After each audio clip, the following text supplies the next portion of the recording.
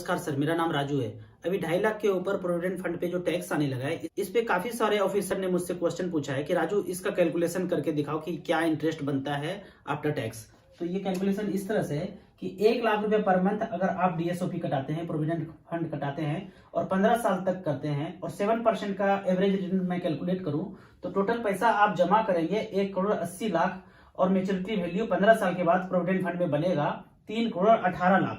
इसमें से सरकार कहते हैं कि 2.5 लाख तक आपको टैक्स नहीं देना पड़ेगा। तो इसको अगर माइनस करते हैं 1 लाख रुपया से तो 79,167 रुपीज आपका टैक्सेबल होने जा रहा है। और यही पैसा अगर 15 साल तक जमा हो 7% के रेट से तो टोटल पैसा जमा करेंगे 1,42,00,000 और मेच्योरिटी वैल्यू बनेगा 2,52,00,000। तो अब जो टैक्स आएगा वो बढ़े हुए गेन पे आएगा। तो 2,52,00,000 में 1,42 घटाते हैं तो 1,10,00,000 रुपया होता है। इसमें से आपको 30% टैक्स देना है तो 33 लाख रुपया आप टैक्स दे देंगे। यानी कि टोटल हमने जो पैसा जमा किया है 1 लाख रुपया पर मंथ, हमने बनाया टोटल 3,18,00,000, उसमें से 33 लाख रुपया टैक्स जाएगा।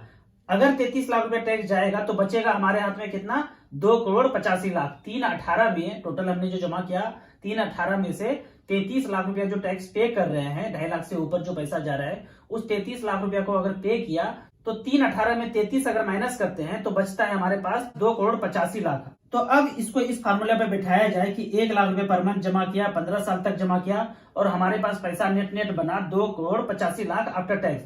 तो अब इसको अगर ब्याज निकालेंगे तो इफेक्टिव ब्याज आएगा 5.74%। इतने परसेंट का ब्याज आएगा यदि 15 साल तक कोई इन्वेस्ट करते रहे 1 लाख रुपया पर मंथ।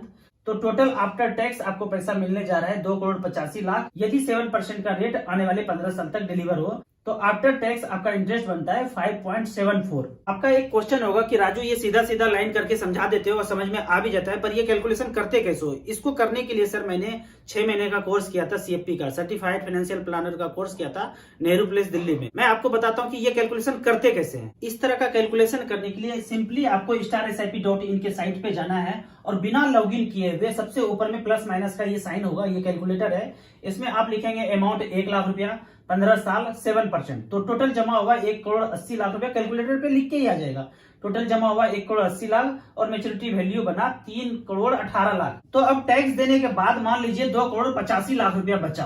तो इस 2,85,00,000 रुपया को आपको इसको कम करते जाना है। 6.8 करना है, 6.7 करना है, 6 करना है, 5.8 करना है। तो इसको अगर परसेंटेज को अगर आप कम करते रहेंगे तो कोई एक जगह पे आएगा जहां 2,85 आएगा।